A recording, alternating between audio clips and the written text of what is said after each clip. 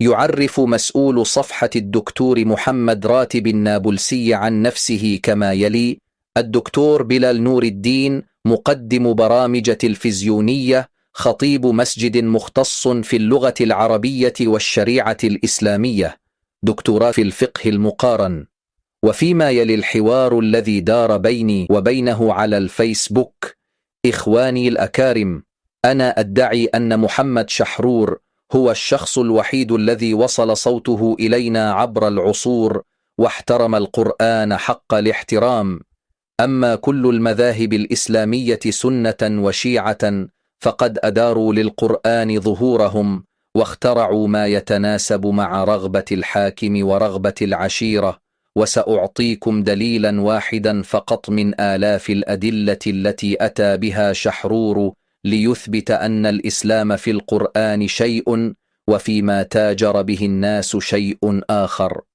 فمنشوري على الرابط التالي هو تحد لم يتمكن أحد من الرد عليه إلى اليوم رغم بساطة فحواه. فمن يدعي أنه أعلم من الشحرور بكتاب الله وأنه يحترم القرآن أكثر منه فعلى الأقل ليرد على دليل واحد فقط من آلاف أدلته. ولماذا يتعب نفسه بالتفريق بين المحارم، وتتعب نفسك بمتابعته وهو نفسه لا يرى أصلا للحجاب الشرعي، ويرى أن الحجاب هو لباس البحر فحسب حتى عن الرجال الأجانب، وما سوى ذلك أعراف وتقاليد؟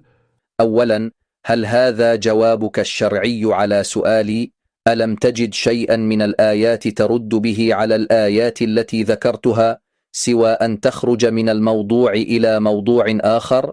عجيب فعلا. إن لم تكن قادرا على الرد على فكرة واحدة فلم تتقحم مسؤولية تشويه فكر الرجل أمام الله يوم القيامة وتصنع الفيديوهات؟ ثانيا، أنا لا أتبعه ولا أتبع غيره، أنا مجتهد في الشريعة وناظرت طوال عمري أعدادا كثيرة من دكاترة الشريعة، لكني مؤمن بمنهجه لأن منهجه مستقى من القرآن. ومهما حاولت أن أخترع منهجا آخر من القرآن فلن أجد سواه، لكني أخالف الشحرور في جزئيات التي هي نتاج منهجه ولا أخالفه في أصل المنهج. ثالثا، على الرغم أنه من الخطأ أن أجيبك بأي جواب قبل أن تجيب على سؤالي الأصلي كي لا يكون تعليقك الأخير تضييعا للموضوع الأصلي، ولكن مع ذلك سأجيبك على أمل أن تتمكن من الجواب على سؤالي الأصلي. لا تعارض بين ما ذكرته من الآيات وبين أن الحجاب ليس فيه غطاء الرأس، وأنا لا أجيز مثله لباس البحر بكل أنواعه كما قد يفهم من كلام الشحرور، مع ملاحظة ضعفه في التعبير الارتجالي بخلاف كتبه. فلباس المرأة عندي على البحر هو كنزة وليس مايو، لكن بكلتا الحالتين بفهمي أو بفهم الشحرور لا يوجد أي تعارض، ففي كلتا الحالتين هناك حجاب لأجزاء من جسم المرأة، وآية الزينة أباحت للمرأة التخفيف من ثيابها أمام بعض الأصناف من الرجال. فكلامك يصح لو كنت أنا أو الشحرور نبيح أن تمشي المرأة عارية تماما في الطريق، لكن ما دام هناك حجاب مهما اختلفنا معك في تفاصيله فما دام يمكن التخفيف منه فلا يوجد أي تعارض.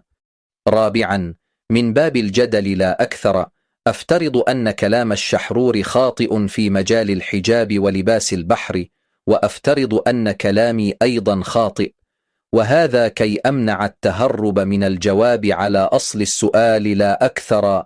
فقدم لنا وفق فهمك أنت للحجاب كيف يستقيم أن يذكر القرآن 14 محرما عن الزواج ثم يذكر فقط 7 منهم في آية الزينة. أرجو ألا يضيع الجواب مرة أخرى في جوابك، وشكرا لك. العم والخال بمنزلة الوالد كما ثبت في الحديث: العم والد، وكما ذكر القرآن الكريم: نعبد إلهك وإله آبائك إبراهيم وإسماعيل وإسحاق. فالعم والخال من الآباء، وإسماعيل كان العم لبني يعقوب. جميل جدا أنك سترت المرأة على البحر أكثر مما سترها أستاذك، ربما يأتي من الأجيال القادمة. من يفهم فهما آخر؟ ننتظر. أولا، في آية الزينة: ولا يبدين زينتهن إلا لبعولتهن أو آبائهن، المقام مقام تعداد تفصيلي، فالله لم يعطنا في الآية علة نقيس عليها مثل ذلك أدنى أن يعرفن فلا يؤذين، بل الآية تعدد بتفصيل العنصر تلو الآخر لخطورة المسألة، تماما كما عدد تعدادا تفصيليا في آية تحريم النكاح: حرمت عليكم أمهاتكم وبناتكم. فكيف يعدد الله في آية التحريم 14 صنفا ثم يختصرهم في آية الزينة إلى 7؟ لو قدم لنا بدل التعداد قاعدة إجمالية نقيس عليها لربما كان في المسألة نظر، لكنه اتخذ من التعداد الحرفي وسيلة في الزينة، تماما كما اتخذه من قبل وسيلة في آية التحريم. فكيف لنا أن نخترع من بنات أفكارنا ونقول هو صحيح ذكر 7 لكنه قصد 14، أو نقول لكنه قصد 50، أم أنك ترى أن المصحف نسي أن يكمل التعداد، أو أن الحبر نفد فاكتفى ب7 وقال أكملوا من عندكم لقد جف الحبر والعياذ بالله. ثانيا، الآية التي تحتج بها لا تصلح للاستدلال في هذا المقام إطلاقا، لأن في العربية عند الكلام عن أكثر من 2 يمكن للمتكلم أن يجعل صفة أحد الأفراد هي السائدة على كل المجموعة، مع أنها في الواقع لا تنطبق على كل فرد منهم. فعندما يقول العرب الأسودان ويقصدون التمر والماء، فمتى كان الماء أسود؟ وعندما يقول العرب الوالدان، فهل الأب يلد كما تلد الأم؟ إنما هي تعميم صفة للبلاغة والاختصار دون أن يكون المقصود استغراق الصفة لجميع الأفراد. ثالثا، من ناحية أخرى وبهدف المسايرة كي لا يضيع السؤال الأصلي، فعلى افتراض أن الأب والعم واحد في الإسلام، فلماذا يختلفان في أحكام الميراث؟ ولماذا لا يجوز للمرأة أن تنكح ابن أبيها ويجوز لها أن تنكح ابن عمها؟ ثم الآية التي تتكلم عن يعقوب أدخلت العم مع الآباء من باب تغليب الصفة كما قلنا، لكن من أين أقحمت أنت الخال رغم عدم وروده في الآية؟ هل الباب مفتوح لديك لإقحام أي عنصر تهواه، أم تتخذ من واقع العوام وخلطهم بين العناصر مرجعا لك، أما هي مرجعيتك في الاستنباط؟ أخبرنا. رابعا، من باب المسايرة ولتجنب تضييع السؤال الأصلي مرة أخرى، على افتراض أننا سلمنا أن الأب والعم والخال شيء واحد، بل حتى إذا أحببت أنت أضفنا لهم حارس العمارة وصديق المدرسة وسائق التاكسي، أي عنصر تهوى إضافته لا مشكلة لدي فيه مبدئيا، لكن هذه الإضافات العشوائية لا تحل أصل المشكلة، لأن السؤال سيطرح نفسه عندئذ. ما دام العم والخال متضمنين بداهة في لفظ الأب، فلماذا الله عددهم وذكرهم مفصلين في آية تحريم النكاح، ثم أهمل تفصيلهم وأجملهم في لفظ الأب في آية الزينة؟ هل المصحف يذكر بعشوائية والعياذ بالله؟ هل يكرر عناصر بديهية مع أنه يمكنه إجمالها؟ لو احتج عبد على ربه يوم القيامة بأن ربه لم يوضح له مسألة خطيرة كهذه وذكرها بعشوائية، وكان مناخ الآية التعداد، لكن الله أضمر في نفسه الإجمال، فمن أين يعرف العبد ذلك؟ أليست محاولتك لتبرئة الفقه القديم الذي رضي عنه سلطان ذلك الزمان هي تدمير لصورة الله الحكيم الخبير وتدمير لصورة القرآن؟ بينما شحرور وأنا وأمثالنا فنحترم القرآن أكثر ونقدس كل حرف فيه ونتقيد بدليل الظهور وهو أقوى الأدلة عند المفسرين. خامسا، ما دمت تغمز في كل تعليق لك موحيا للقارئ أن الشحرور ذو ميول إباحية، فمن الأكثر تساهلا وإباحية في تفسير هذه الآية، نحن أم أنت؟ نحن نقول لا يجوز للمرأة أن تظهر من جسدها لعمها ولا خالها أكثر مما يجوز لها أن تظهره لابن الشارع، وأنت تقول بل يجوز. سادسا، من باب المسايرة مرة أخرى على افتراض أن الآية التي استدللت بها أسعفتك، وبهذا بدلا من نقص 7 عناصر من آية الزينة تكون محصلة العناصر الناقصة هي 5، فأين تبريرك لنقص هذه العناصر ال5؟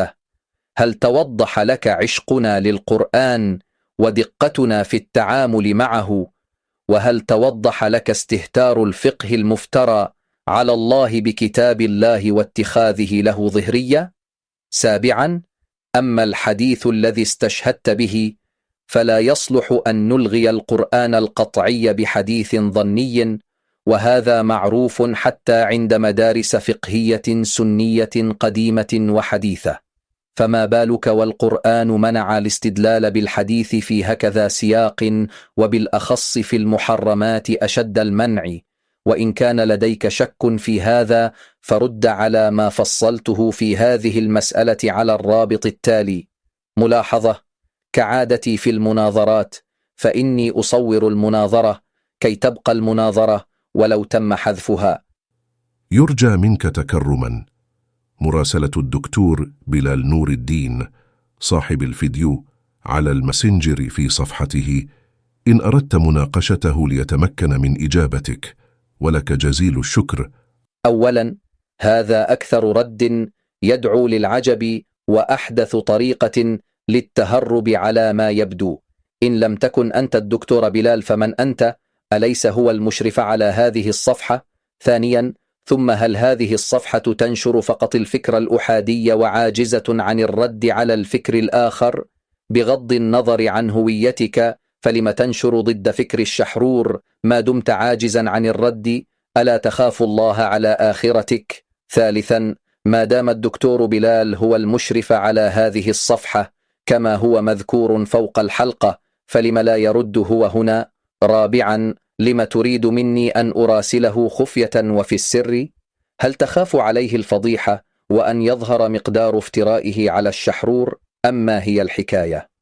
خامسا، ما أدراني أنا بصفحته أو الماسنجر الخاص به، أنا لا أعرفه ولا يهمني أمره، ولولا أن أحد الإخوة دعاني للرد هنا، ولولا أني رأيت أن الحوار على العام أمام الناس ما دخلت ولا حاورت، فوقتي أضيق مما تتخيل بكثير. إنما حاورت ليستفيد المئات من الناس، وليس كي أحاور شخصا بيني وبينه. لو كان المشرفون على هذه الصفحة يخافون الله فعلا ولا يتاجرون بالدين، ولم يخشوا أن يسحب الشحرور الكرسي من تحتهم، فليدعو الدكتور بلال أو أكبر دكتور شريعة في العالم الإسلامي أو أي شخصية كانت، وليجيبوا هنا على الردود، أو ليحذفوا هذه الفيديوهات وليتوقفوا عن الخوض فيما هو أكبر من حجمهم بكثير. وبعد هذا الحوار تم حذف التعليقات وحظري على الفور كما فعل معي الذين من قبلهم. وبعد أن نشرت الحوار السابق دخل الدكتور بلال نور الدين إلى صفحتي الخاصة ورد على التحدي بما خيل إليه أنه يسمى ردا علميا، ولا أدري سبب تخيله هذا، ربما لأنهم اعتادوا على عوام يكلمونهم بألفاظ شرعية لا يفهمها العامي، فيظن أن العلة في فهمه وليس في أن الجواب ليس بجواب في أصله. وقد طلب أن أضع رده في حلقة، وكان ذلك من دواعي سروري. وإليك عزيزي المشاهد رده. قبل قليل أطلعني أحد الإخوة على الفيديو المنشور والذي تعرضت فيه لمناظرة تمت بينك وبين مشرف الصفحة الرسمية لفضيلة شيخنا الدكتور محمد راتب النابلسي، وها أنا ذا أضعك بصورة بعض النقاط المهمة. لكل صفحة سياستها، والصفحة لم تسئ لك حينما طلبت منك نقاشي بشكل مباشر، وهذا حقهم، لا سيما أن خطابك كان مستفزا في كثير من جزئياته. وإن كنت شخصيا أرحب بكل فكرة أو طرح ما دام ضمن نطاق الأدب العام، ولكن أترك لإدارة الصفحة الحرية فيما يجدونه مناسبا.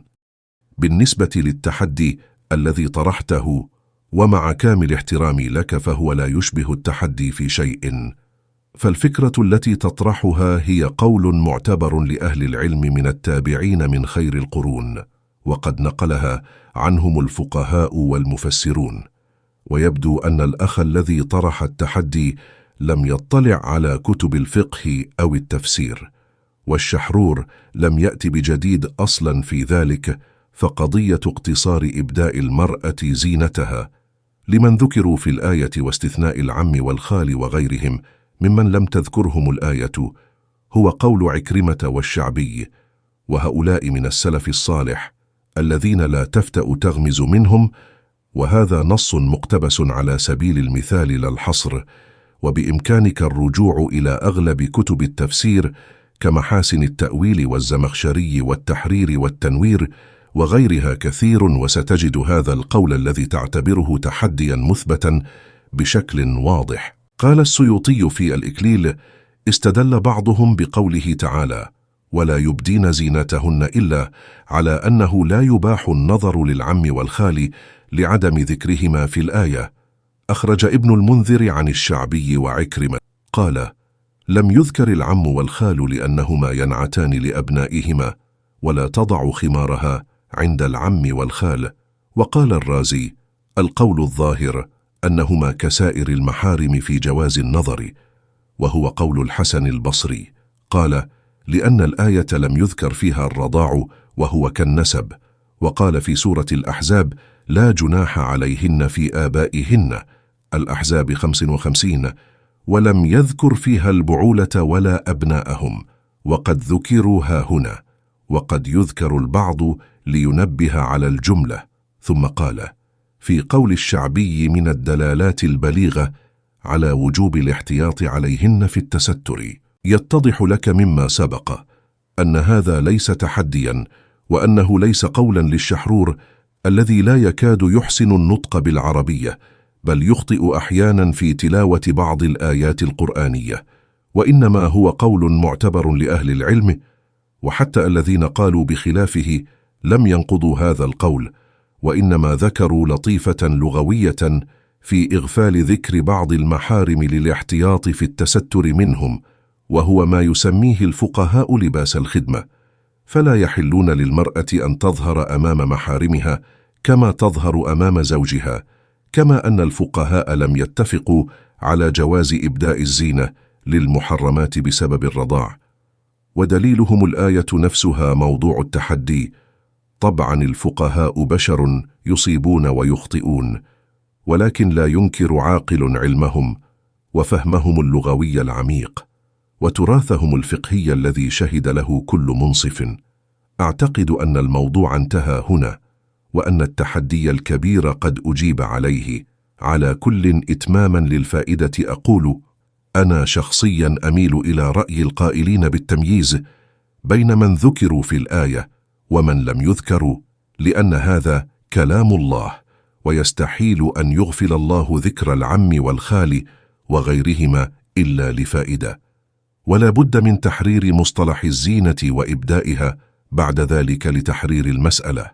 مشكلتنا مع الشحرور ليست قضية فرعية البتة، وإنما هي من أصل منهجه الذي نتج عنه طامات كثيرة، فهو ينكر السنة بأن جعلها اجتهادا من النبي صلى الله عليه وسلم في فهم القرآن، ونحن نعتقد أنها وحي يوحى من الله تعالى. والمصيبة أن الشحرور لم يدرس السنة ولا علم إثباتها مصطلح الحديث قبل أن ينكرها، فحتى نقاشنا معه لا قيمة له، فهو لم يدرس ما درسناه. ومشكلتنا الثانية معه أن يدعي أنه يستخدم اللغة لفهم القرآن، رغم أنه لا يتقن اللغة أصلا.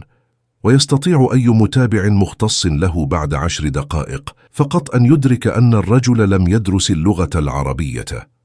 سأعتبر أن الكلام غير اللائق الذي صدر عنك في الفيديو ليس موجها لي ولن أرد عليه، ولكن أنصح لك ألا تتهم أحدا بغير علم، ومن يستغلون الدين للتجارة معروفون، ووراءهم قنوات معروف من يمولها وما برامجها، ووراءهم دول أيضا معروفة بعدائها للإسلام والمسلمين، فدعك من الاتهامات غير المنضبطة.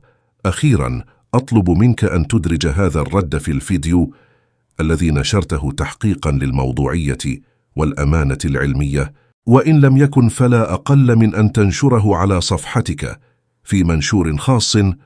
طرفة الختام: أنا مثلك تماما لا أملك وقتا، وقد صورت هذه المحادثة في حال قمت بحذفها. دمت بخير.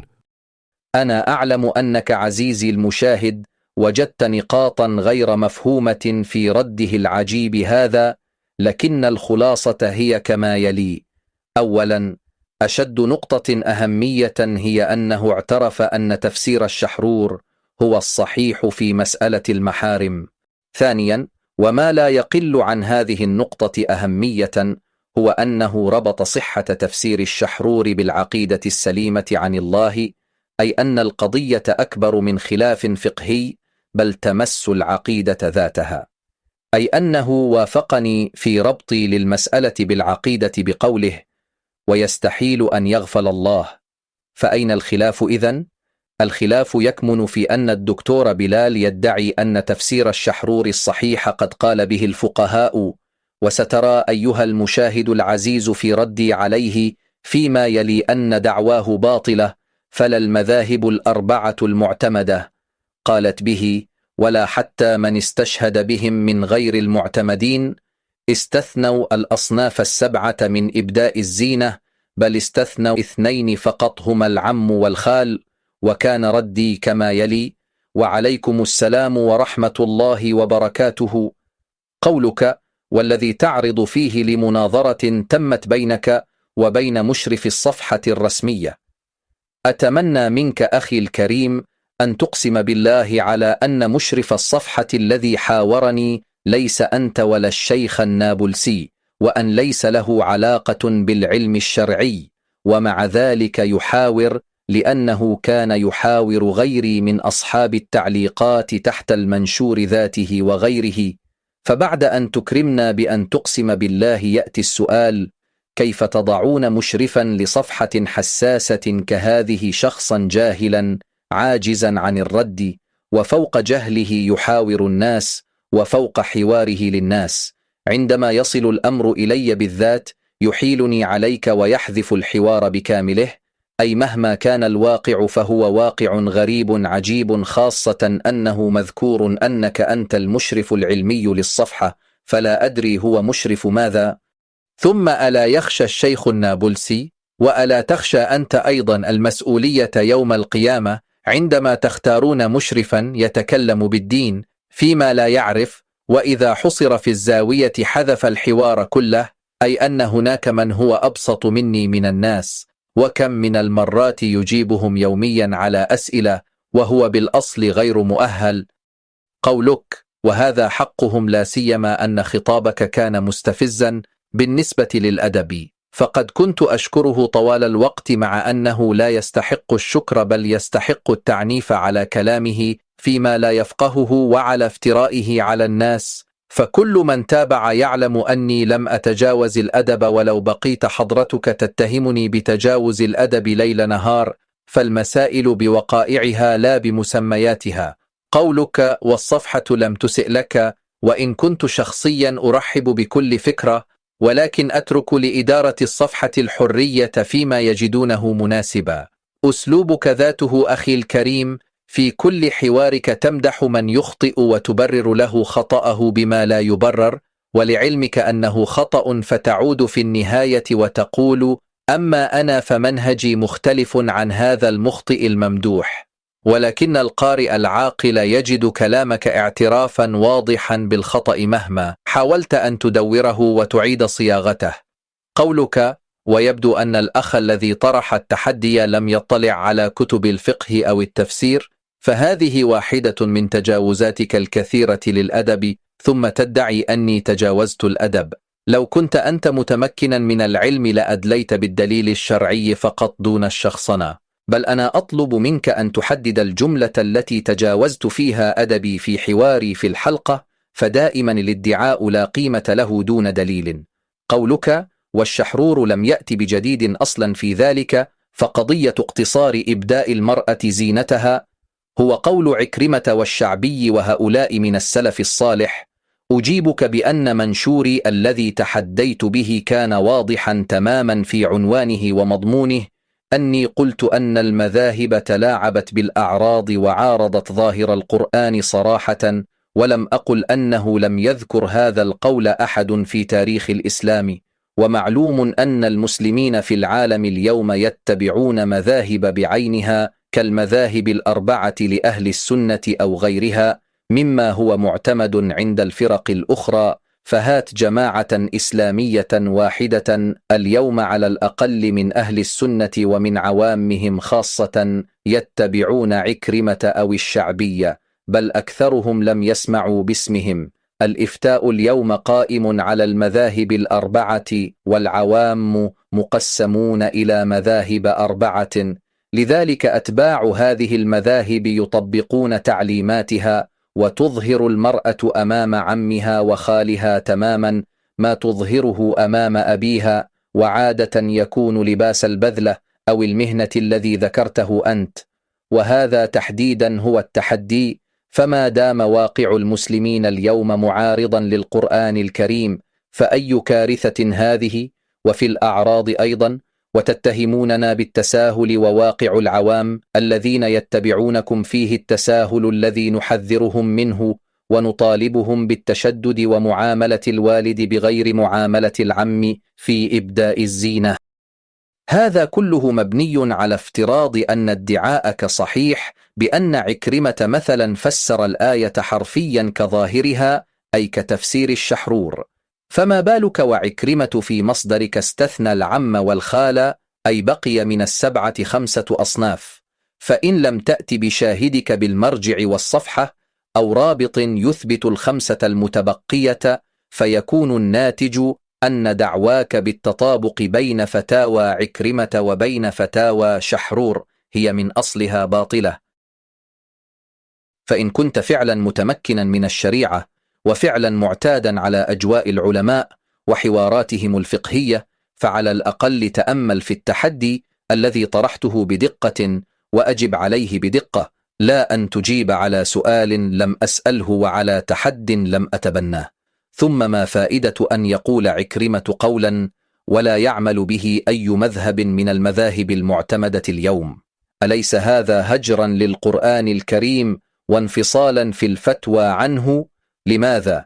لأنهم أصلا أضاعوا الدين بين قال عكرمة وقال الرازي وقال غيره، ولو أنهم قدسوا القرآن حق القداسة كما نفعل أنا والشحرور وأمثالنا لما ضاعوا بين قال وقيل، بل بكل بساطة لقرأوا آية الزينة واستنتجوا بكل بساطة ما وصلت إليه أنا والشحرور، وهو ذاته الذي أنت وافقتنا عليه في اعترافك بصحة هذا الاستنتاج.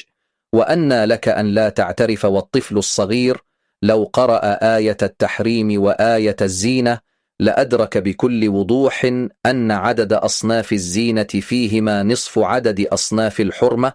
حتى الطفل يدرك هذا بكل وضوح بشرط واحد، هو أن يكون قادرا على العد إلى رقم 20، وهذا ما ندعو من يدعون العلم والعوام على حد سواء أن يقوموا به، وهو العودة إلى صفاء القرآن الكريم ونبذ أقوال البشر من دونه. وهل في هذه الدعوة ما يسيئك؟ هل تستحي بالقرآن أم ما هي المشكلة؟ قولك للشحرور الذي لا يكاد يحسن النطق بالعربية إن كان هذا لا يسمى تجاوزا للأدب، فما هو تجاوز الأدب؟ ومع ذلك سأجيبك بعلم. أولا، هات خطأ في لغة الشحرور العربية من كتبه وليس من كلامه الارتجالي العامي، فلا يشترط في المجتهد حفظ العلم في ذاكرته أينما رحل، وإنما تشترط الدقة في العودة إلى علم ما والاستفادة منه في مظانه وعند الحاجة إليه. والشحرور عندما كتب كتبه الرائعة التي لم نجد لك كتابا في الرد على أي منها، كان يدقق كلامه لأن مراجع اللغة العربية بين يديه، أما في الفضائيات فهو يتكلم ارتجالا صرفا. ثانيا، أرنا قدراتك الحوارية عندما تصل إلى مثل عمره في 80، وأرنا كيف لن تنسى شيئا من القرآن. نتمنى لك طول العمر، وأن يكون عمرك مباركا ملؤه اتباع الحق أينما كان. بل كان الشحرور في الفضائية كثيرا ما يصلح الآيات لمقدم البرنامج من ذاكرته، ولكنه أيضا كان يخطئ أحيانا. ولكن ما قيمة هذا الكلام الذي أستحي من نقاشه أصلا؟ لم يبق إلا أن نقول أن الشحرور لا يجوز الاستفادة من علمه لأنه ليس طويل القامة. ما علاقة كلامه العامي بكتبه الفصيحة؟ بل افترض لو جاءك هندي مسلم ولا يتقن الكلام بالعربية إطلاقا، لكنه يتقن فقط القراءة والرد بدقة شديدة كتابيا، أتراك تطرده من المسجد حتى لو أتاك بالجواهر في التفسير كتابه؟ وهل تطور الإنسان إلا عندما كتب؟ ألم يعلم الله بالقلم وفق تفسيركم؟ علم الفقهاء القدامى مكتوب وليس على ملفات صوتية، والشحرور يرد كتابة، فهات من كتابته الأخطاء اللغوية المميتة التي تخرب المعنى وتعطي تفسيرا مشوها للقرآن.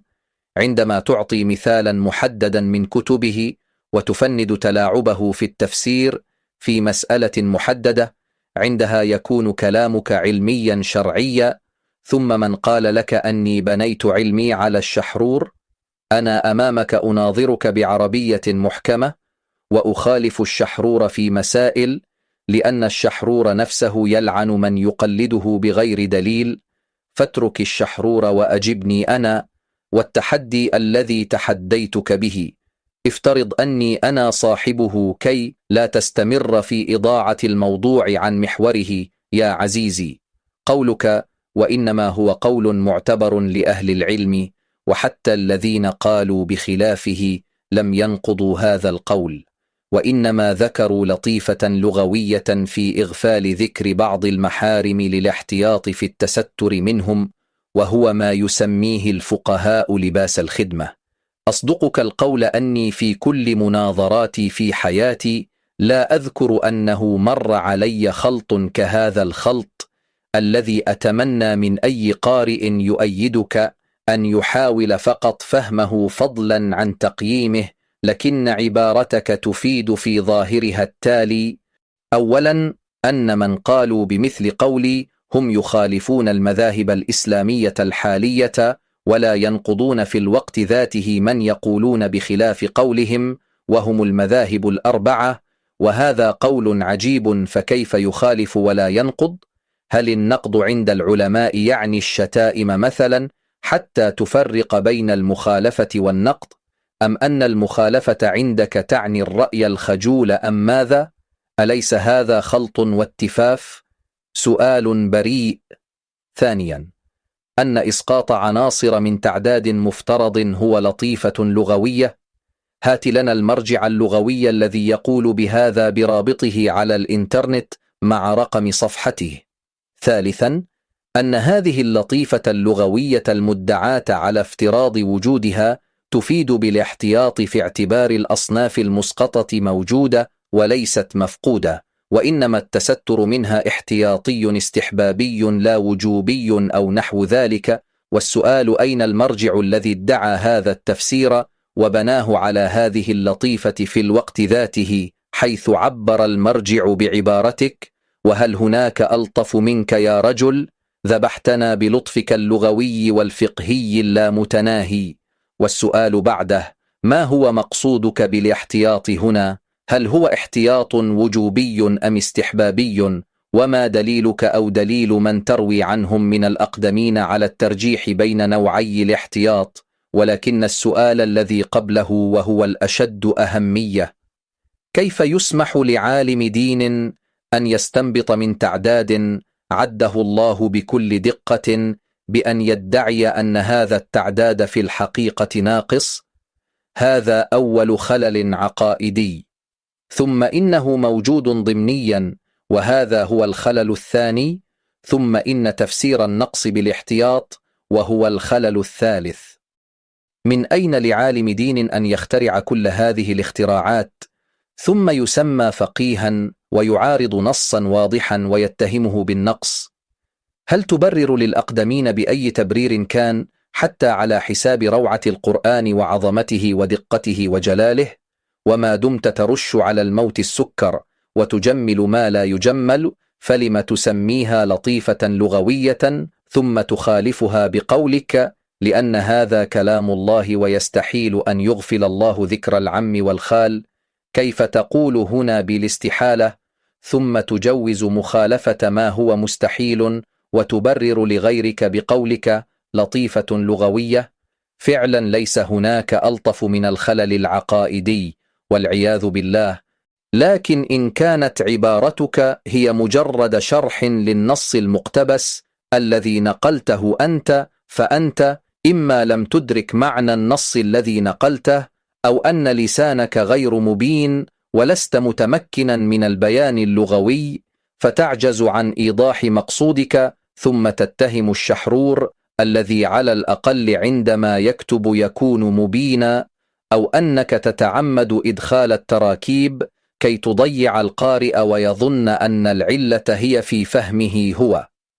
لأن النص المقتبس ملخصه ببساطة أن الأقدمين اختلفوا في العم والخال فقط، ولم يذكروا الأصناف المسقطة كلها، وأن البعض رأى في رفع الخلاف بأن تحتاط المرأة وتستتر عن عمها وخالها. هذا كل ما في الأمر، فما علاقة شرحك للنص بواقعه؟ لكن أجمل أساليبك الالتفافية هو قولك ويستحيل أن يغفل الله ذكر العم والخال وغيرهما إلا لفائدة، حيث في البداية رجحت قولي ودللت عليه باستحالة أن يغفل الله ذكر أصناف، ثم جعلت للفقهاء الأربعة الذين أنت تخالفهم ماء وجه بأن استثنيت بقولك إلا لفائدة. أليس هذا تناقضا كبيرا؟ وإن كنت ترى أن الله يغفل أصنافا لفائدة، فلماذا اقتنعت بقولي وبالاستحالة على الله؟ ولم لم تقل أن الفقهاء الأربعة كلامهم صحيح وأن الإغفال كان لفائدة؟ وأي استحالة بقيت بعد ذلك؟ لكنه أسلوبك ذاته من بداية الحوار إلى آخره، تضرب يمنة وتعدل بيسرى، وربما تظن أن هذا الأسلوب ينفع في أن لا يفهم منك القارئ شيئا ولا يمسك عليك مستمسكا، وتكون قد حاورت ولم تحاور، ورجحت قولا ولم ترجح، وتكلمت ولم تتكلم، حتى تنزلق من أيدي القراء كالصابون. لكنني أطمئنك بأن المسلمين لم يعودوا يقبلون بما اعتاده الشيوخ من استهانة بعقولهم. قولك وهو ما يسميه الفقهاء لباس الخدمة، فلا يحلون للمرأة أن تظهر أمام محارمها كما تظهر أمام زوجها، هذا القول يحار منه الحليم وتطول دهشته، فكيف تنسجم نهايته مع بدايته؟ وأعيد عليك النص كاملا، وإنما هو قول معتبر لأهل العلم، وحتى الذين قالوا بخلافه لم ينقضوا هذا القول، وإنما ذكروا لطيفة لغوية في إغفال ذكر بعض المحارم للاحتياط في التستر منهم، وهو ما يسميه الفقهاء لباس الخدمة. فلا يحلون للمرأة أن تظهر أمام محارمها كما تظهر أمام زوجها. أولا، أنت تدافع هنا عن أصحاب اللطيفة اللغوية، وهم المذاهب الأربعة المعتمدة، أي الذين يجمعون بين العم والخال والأب في جواز إبداء الزينة أمامهم. وأنت والمذاهب الأربعة كمؤمنين بوجوب تغطية شعر المرأة في الشارع تفهمون إبداء الزينة أمام من يجوز إبداؤها أمامهم أنها ما يشبه لباس البذلة في تعبيرهم الفقهي، أو ما أسميته أنت بالخدمة، أي أنها تنزع عنها أمامهم غطاء رأسها وتظهر نحوا من الرقبة والساعد والساق ونحو ذلك، لكن بالتأكيد لا تفتون أنها تظهر عارية تماما أمام أبيها أو عمها أو غيره، كما يحل لها أن تظهر أمام زوجها. فكيف تقول في آخر عبارتك: فلا يحلون للمرأة أن تظهر أمام محارمها كما تظهر أمام زوجها؟ ما علاقة زوجها بالموضوع من أصله وفق تفسير المذاهب الأربعة؟ عبارتك أعجب من عجائب الدنيا السبع، لأنك إن كنت تتكلم عن الاحتياط في التستر ووجوب عدم تجاوز ثياب البذلة أمام كل المحارم ال14، فتكون قد أعدتنا إلى نقطة الصفر ولم تجب بذلك على شيء، لأن السؤال هو: لماذا لم يذكر في آية الزينة سوى 7 من ال14؟ فأي جواب هذا عن الجزء ما دمت قد أعدتنا إلى الكل، وإن كنت تقصد أن ثياب البذلة واجبة أمام 7 أصناف، والأصناف ال7 المتبقية يمكنها أن تتعرى بالكامل أمامهم، فهذا لم يقله أي من المذاهب الأربعة، ولا أعتقد أنك أنت تقوله، فكيف تستشهد بالمقلوب؟ وإن ذهبت أعد احتمالات تفسير قولك العجاب، لم نجد تفسيرا واحدا إلا ويناقض أطروحتك من جذورها، فعليك أن توضح عبارتك هذه، وأن تثبت أنك لم ترمها هكذا كيفما اتفق، دون أن تكون أنت نفسك مقتنعا بها، وأنك لم تعتد أن ترمي العبارات رمي عشواء لاعتيادك على إسكات العوام بأي كلام كان، حيث ينبهرون من ألفاظك الفقهية فيتراجعون ظانين أنك قلت شيئا له قيمة، وأن العيب فيهم لذلك لم يفهموه، أي كعادة معظم الشيوخ في احتقارهم لعقول الناس واستهتارهم بهم. قولك: الفقهاء لم يتفقوا على جواز إبداء الزينة للمحرمات بسبب الرضاع، ودليلهم الآية نفسها. لا أدري كيف يختلف بعض الفقهاء في صنفين فقط، وهما صنف الرضاعة من أصل 14 صنفا، ثم تقول أن دليلهم هو الآية ذاتها. كيف فصلوا الرضاعة واختلفوا فيها وتركوا الباقي؟ هل ينتقون من القرآن على هواهم؟ أفتؤمنون ببعض الكتاب وتكفرون ببعض؟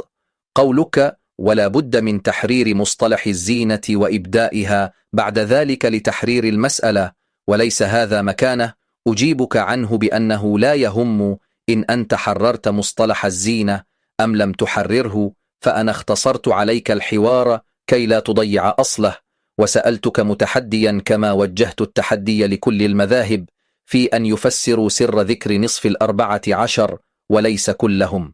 تحديتكم جميعا في أن تفسروا وفق تفسيركم أنتم للزينة، أي وفق إيمانكم بغطاء شعر الرأس، ووفق كل ما تعتقدون به من تفاصيل مهما اختلفتم فيما بينكم. لذلك هذا ليس مبحثنا، وإنما السؤال كان واضحا، وهو بغض النظر عن تفسيركم للزينة، لكن السؤال هنا هو لمن يجوز إبداؤها. قولك: مشكلتنا مع الشحرور ليست في قضية فرعية البتة، وإنما هي في أصل منهجه الذي نتج عنه طامات كثيرة، فهو ينكر السنة بأن جعلها اجتهادا من النبي في فهم القرآن، ونحن نعتقد أنها وحي يوحى من الله تعالى، والمصيبة أن الشحرور لم يدرس السنة ولا علم إثباتها قبل أن ينكرها، فحتى نقاشنا معه لا قيمة له، فهو لم يدرس ما درسناه. أجيبك بأني أعلم أن الخلاف هو في مسائل كثيرة وفي أصل المنهج بكامله، لذلك تحديتكم تارة بالأصول وتارة بالفروع، وفي كلتا الحالتين لم يتمكن أحد منكم من الرد.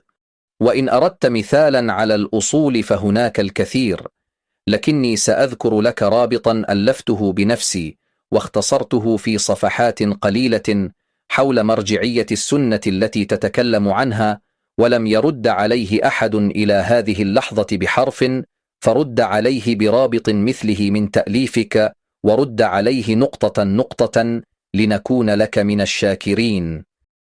بما أنك تدعي أنك تميل إلى قولي وقول الشحرور في هذه المسألة، وأن ميلك لها كان سابقا على التحدي، وأنك كنت أمينا في العلم وتخبر العوام بميلك هذا عن المذاهب الأربعة إلى الحق الذي تراه، وأنك كنت تفتي بذلك من قبل، فعلى الأقل هات رابطا لفتوى لك بتاريخ سابق أو أي دليل قاطع تراه.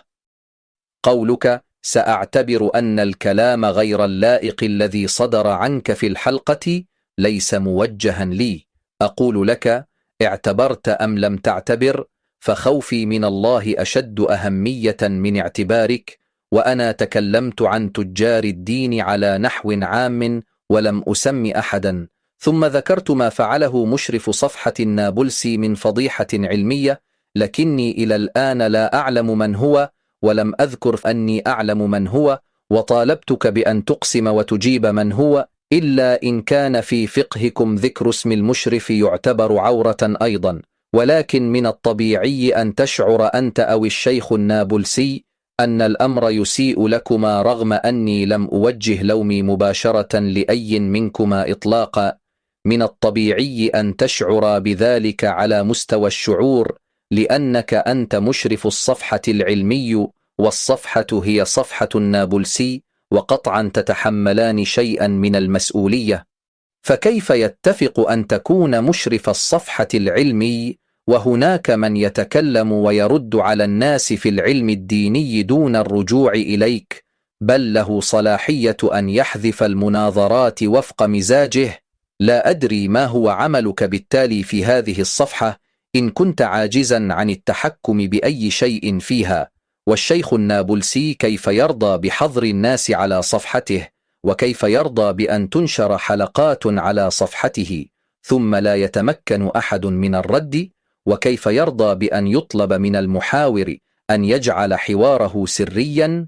من الطبيعي أن يتحمل كلاكما شيئا من المسؤولية، لكن ورعا مني لا أجزم بنسبة ما يتحمله كل منكما، فديني أغلى عندي من الجزم بأمور فيها شيء من الغيب.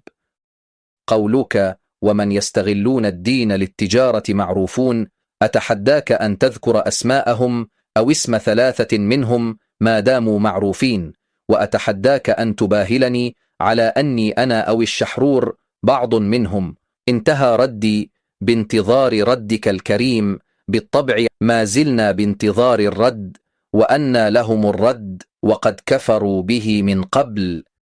هذه المناظرة حصلت منذ ما يقارب سنوات 6، وكانت بيني وبين المسؤول عن صفحة الدكتور محمد راتب النابلسي، حيث ورغم ضيق وقتي إلا أني وافقت حينها على طلب أحد الإخوة للرد على هذا المشرف تحت حلقة يتهجم فيها على الشحرور، فكانت بيني وبينه هذه المناظرة، ولتوقعي أنه سيحذفها ويحضرني كما فعل كل دكاترة الشريعة الذين ناظرتهم من قبله، كلما عجزوا عن الجواب صورت الحوار وقمت بنشره.